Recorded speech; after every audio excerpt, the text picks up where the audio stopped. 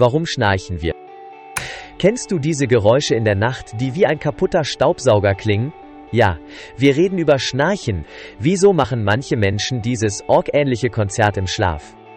Schnarchen entsteht, wenn die Luftwege blockiert sind. Vielleicht liegt es an einer entspannten Zunge, einer Erkältung oder, ganz ehrlich, an deinem Lieblingsschlafposition Chaos. Dein Körper will atmen, aber stattdessen gibt es einen internen Trommelwirbel. Zum Glück ja! Mit kleinen Änderungen wie Schlafposition, Nasenstreifen oder einer gesunden Lebensweise kannst du und dein genervter Partner endlich durchatmen.